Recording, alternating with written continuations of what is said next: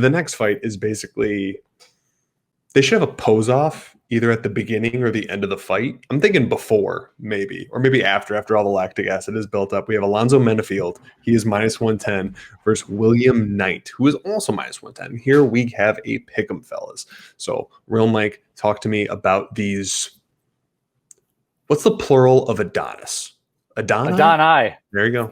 Mm-hmm. Beautiful, Mikey.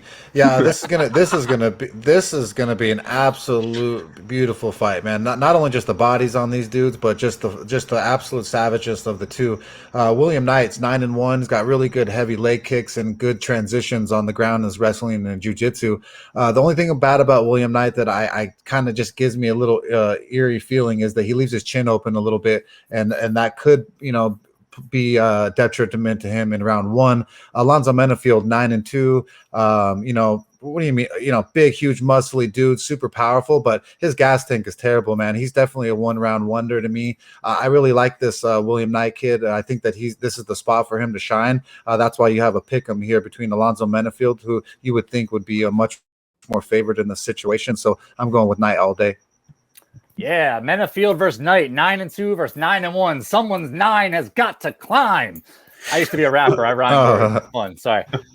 Jiminy Cricket's back. Sorry, guys. Sorry. Right away, just like I see this fight and I think back to Alonzo Menifield's last two fights. Like one was that pretty one-sided decision loss to Devin Clark. Leading into that fight, Menifield had never been more than 32 seconds into the second round.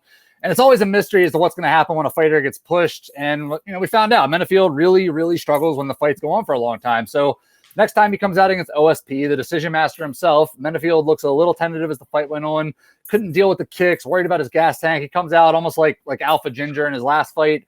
He just doesn't press the fight like we're used to seeing him. Comes out in the second round, still too worried about it, and gets knocked dead by OSP for it.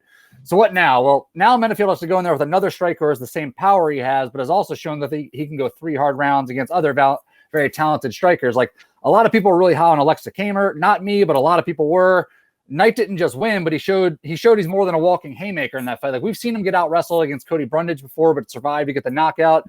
Against Kamer, Knight had improved wrestling, both offensive and defensive. He was firing off some good kicks, showing that he can adapt to a different strategy mid-fight, just something we haven't seen Menifield do yet. So I'm going to roll with Knight here. And I've seen him win ugly a couple times. I've seen him light people up a couple times. He's got huge hands, better gas tank, seems to fight a little smarter. And you always want someone at the turn. And I think for $8,200, he's just a really solid mid-range play. So William Knight for me. And as far as Menifield goes, though, he is a knockout guy at 8,000. You could do worse for underdogs. Yeah, one odd thing, and we usually bring it up in most every show, there's almost no discussion or preemptive talk of what we're going to pick and who we're going to go for. So the times that we all agree is always like a nice little thing. And not only do we all agree, but William Knight is actually going to be my pick and bet on this fight card. He's at the -110, so that's going to be to win you guys 1 unit. So that's going to be 1.1 units to win you guys 1 unit. That's our first official bet of this card. Let's go, baby.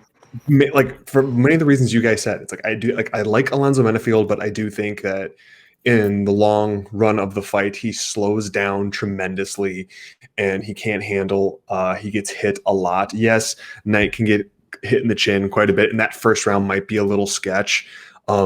Yes, I said sketch. I immediately regret that decision. I'm trying to make sketch happen. I don't think I've ever said that in my entire life, so this is honestly odd.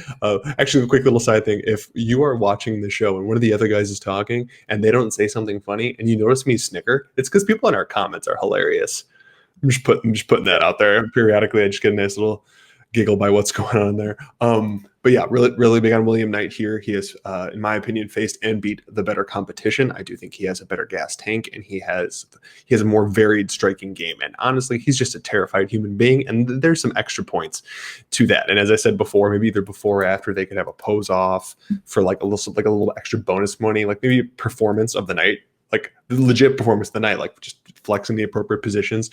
Yeah, rambling, but still, the bet is going to be William Knight.